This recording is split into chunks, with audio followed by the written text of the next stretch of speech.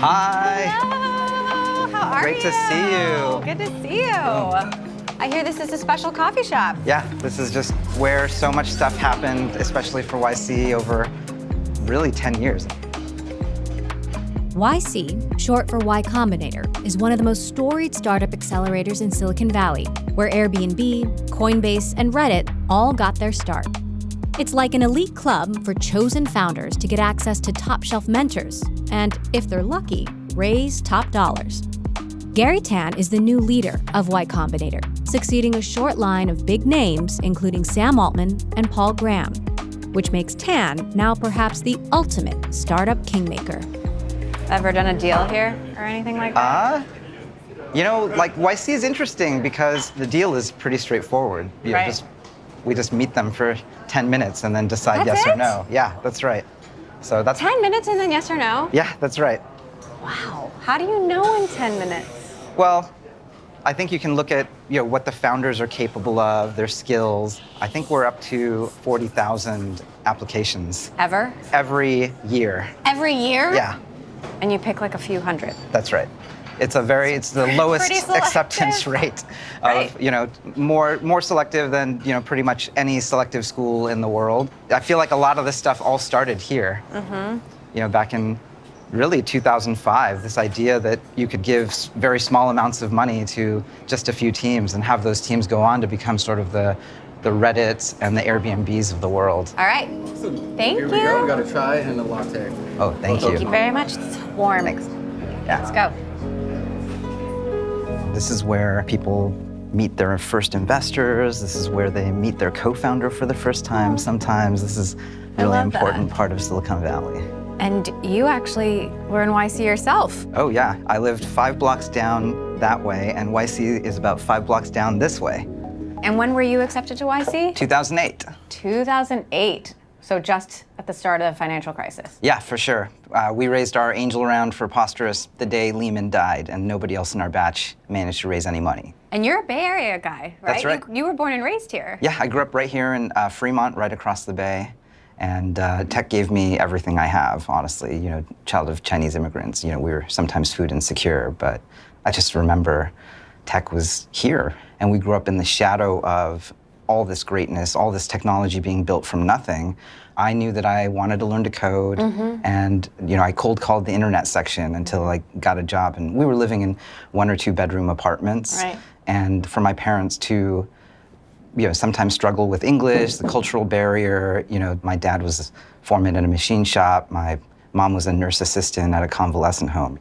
For dinner, we would sort of have the expired bread that someone would drop off to sort of help out my mom, who was, working sometimes 2 shifts just to keep the family going. And so I think that's one of the really important things to me, that I realized like tech is this thing that can bring people out of whatever situation they're in and often into prosperity, and that's what I want for everyone. You were sort of like an engineer designer by background. How does that inform your perspective? This is why YC really attracted me in 2008, was that here was the one place that wasn't about the flash. It wasn't about, whether you had an MBA or you went to some school or whatever. It was just purely, hey, can you build something great? You have this picture. It's 2008, I believe. You're sitting yeah. on the ground and you can see Paul Graham in the background and Mark Zuckerberg. What's going on in that moment?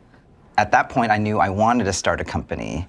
And YC threw this event that was a free event called Startup School. And it was all sort of like the luminaries. I believe that year Jeff Bezos came. And he actually launched AWS at that startup school in 2008 at the auditorium Wow. at Stanford. I was sitting on the ground. Photography was one of my loves. And I was actually thinking about either starting a company or becoming a hip-hop editorial photographer. Very different proposition. Yeah. You went on to become a partner at YC yourself. How did you make the transition from entrepreneur to investor? We were doing dead simple blogs by email, Preposterous. And then didn't you sell that to Twitter? Much later, actually. I mean, Instagram came out, and that flatlined our growth. And this is one of the interesting things about being an investor. I think we were very much in the running to be sort of one of the major social networks. But that was because there were no really great iPhone apps yet for uploading photos until Instagram. And now I realize It's actually the role of the investor. We need to be helping them understand the historical context, like what is actually happening in the market, and what are the brass rings that are going to be enduring, meaningful businesses that could be worth billions of dollars. So obviously you worked at YC for a bit. You went on to start your own fund. Yep. Initialized. Absolutely. You made some pretty smart bets early thanks. on. You invested in Coinbase, for example. What did you learn from that experience that gave you sort of the bona fides to be an investor? This is actually a business that requires you to see enough.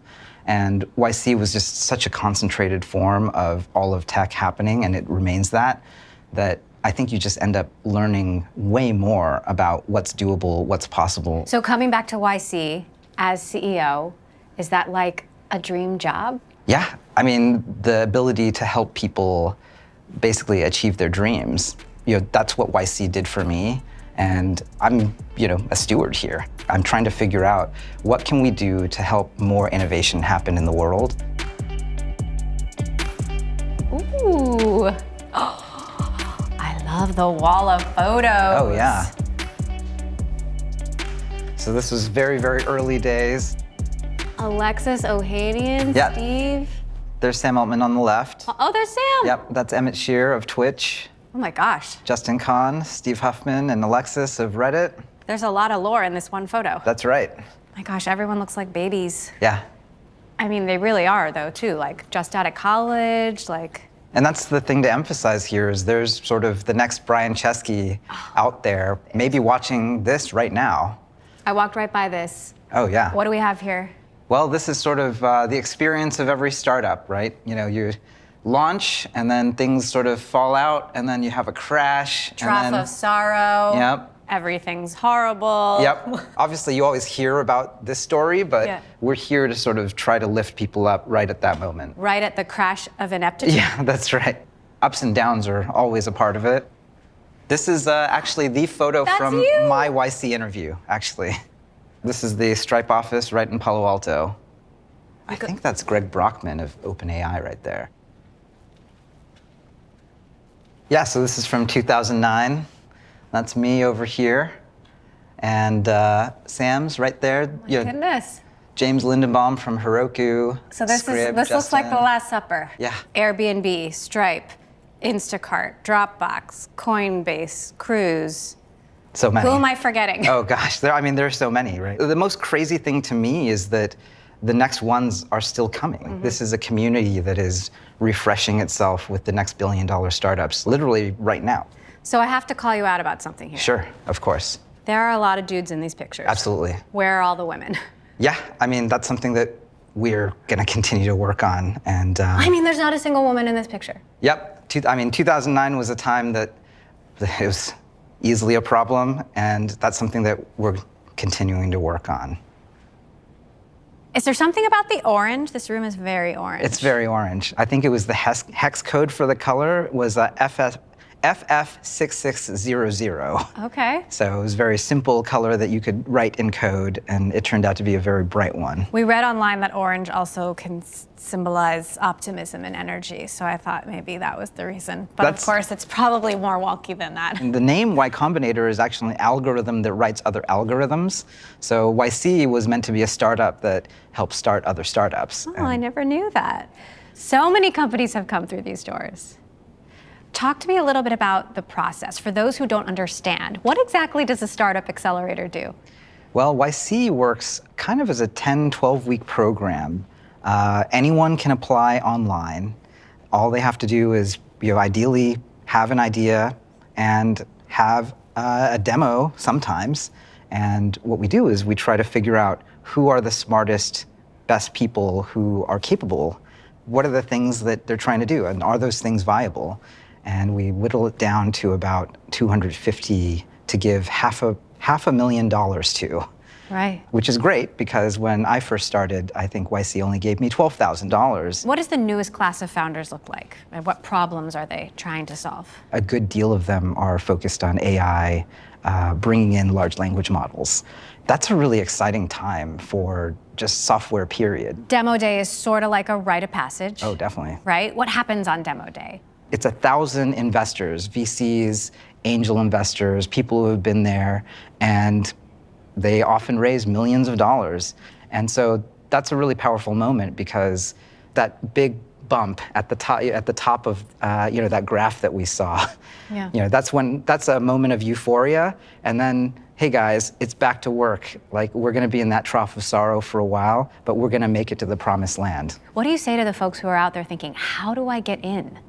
Well, the big thing is, I think we really like people who are earnest. What we really care about is, are you solving a real problem? Can you show us the quality of your work? Can you access a market that nobody else can actually access? So in 10 minutes, you decide whether to give someone a golden ticket. That's right. Are you making all the right decisions? Well, we hope so, and that's why Demo Day exists. Those 1,000 investors come back year after year after year because you'll never find a congregation of hundreds of startups in which a dozen of them will probably go on to be worth $1 billion or more. The hard part is it's not really about what happens in that 10 minutes. It's about the 10,000 hours that goes in beforehand. The best CEOs in the world are sort of jack of all trades, but master of one or two. And that isn't something that is in that 10 minutes or in those 12 questions. That's something in someone's life. Are you really looking for people from around the world, or do people who are here have an advantage? Lots of people come here just for the batch. They raise money, they build their community, and then they go back and become the best company in Mumbai, the best company in London. So, I think that this is a story that is San Francisco Bay Area based, but also one that radiates out into the entire world. We talked about the pictures on the wall, and you said, hey, you got me. We don't have enough women. We haven't had enough women for a couple of decades now. What are you seeing in the numbers now? I think representation matters a lot at the end of the day. The types of problems that people solve kind of come out of their own stories. It is important to us. It's important to me. At YC, we have more than 850 women founders who have gone through the program. And you're right, that's not enough. What are you doing to change the ratio? I think I look at the process, and we want the process to be something that is as open and inclusive as possible. There's a lot to be done, and we're not done. We're seeing tens of thousands of people getting laid off from tech companies. How does this play out? I think a lot of large companies started treating their employee base almost as a place to park resources and almost as a competitive moat versus the other giants. And when I think about the amount of talent that was sort of locked up in cushy jobs that could have been actually out there in the market making new technology, pushing things forward, I'm hoping a lot of them actually come over to startups and they realize, oh, this is what it's like to run fast again. What's your advice for these workers who are getting laid off? It does sound a little trite to just say, it's time to build. Right, it sure does. I think some of it is take stock, right? Getting much more connected to the problems out there, I think will lead to just a lot more direct access to, building equity, building businesses that really matter. Well, speaking of equity, for years, tech workers have been paid in stock, and that was sort of, the ticket. You're taking a risk on this company. It could be worth zero, or it could, be worth millions, Absolutely. Right? We're seeing kind of the dark side of RSUs or getting paid in stock now.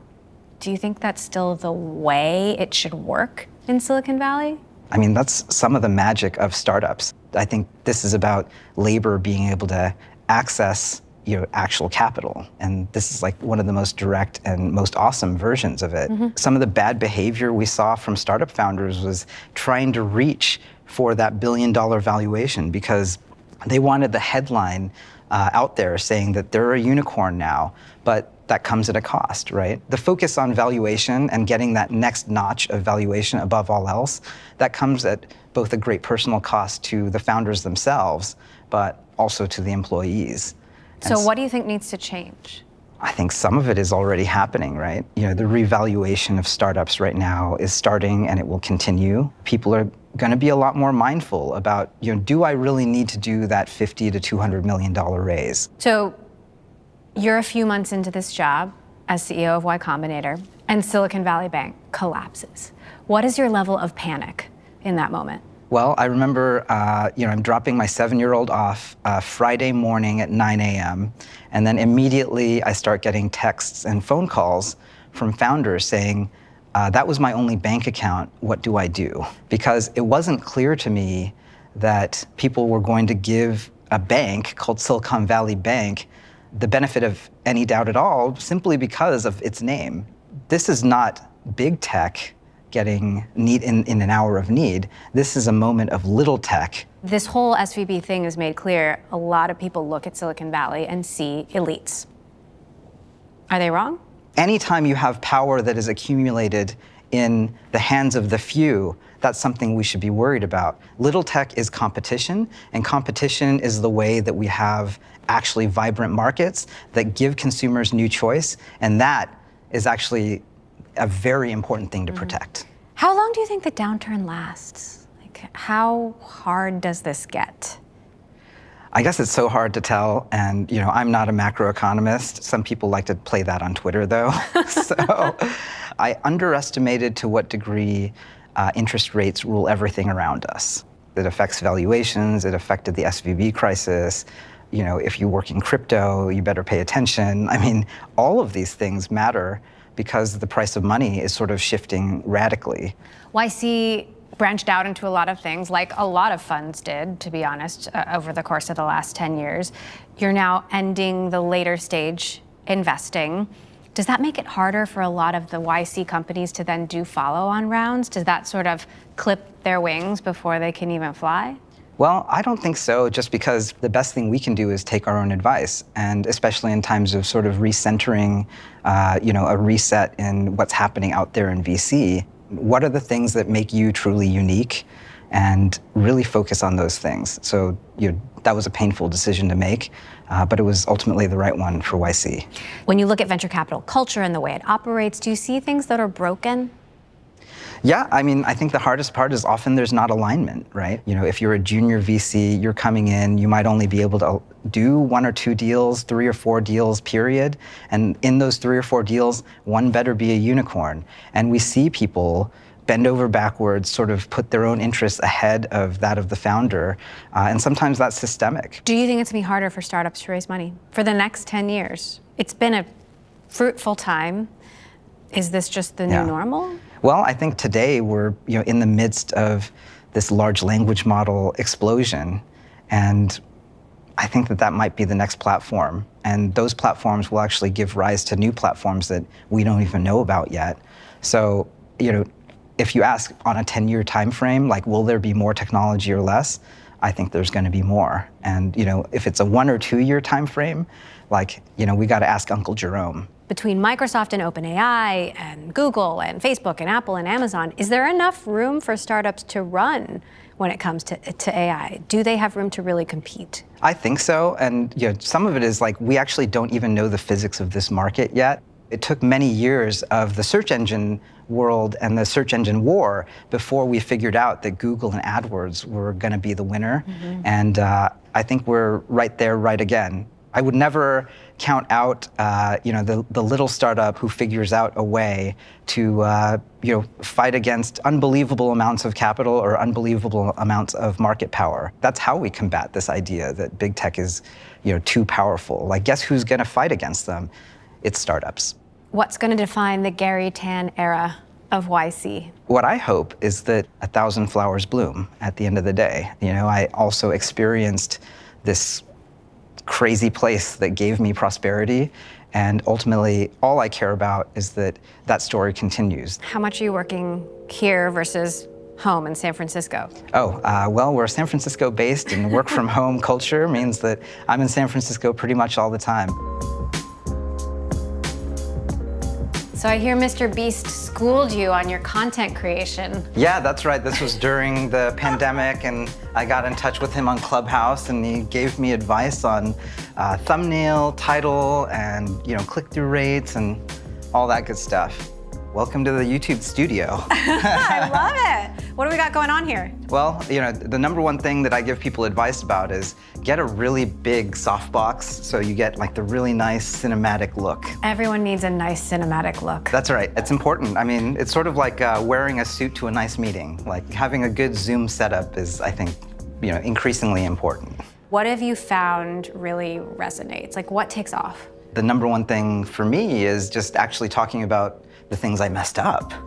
Like actually saying, hey, this is why my startup failed, or the time I messed up my pitch to Series A investors, or my co-founder disputes. Like those all were real things that became a problem for me. And then being real about that helps people understand, like, hey, this is, again, the long trough of sorrow, and here's how you get through it. So it's being human, Yeah. being authentic. And actually, I feel like some folks in tech, and I won't name names, have trouble admitting when they're wrong. That's fair. That's one of the salient features of going on Twitter sometimes. This is my favorite part. Wow. You've got quite a view going on here. You walk down the streets of San Francisco, you have to admit it's different post-COVID. The streets are different, but right down the street is what they call Cerebral Valley, which is sort of turning into the new Silicon Valley. What is your role in San Francisco politics? I know you're doing a lot of tweeting. Oh, yeah. Somehow Twitter gets me in trouble all the time.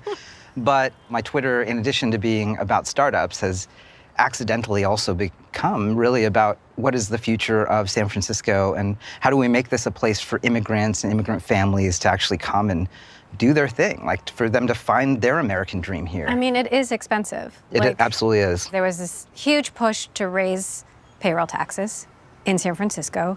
That was supposed to help the homeless problem. A lot of companies left San Francisco as a result. Stripe, a Y Combinator company, for example.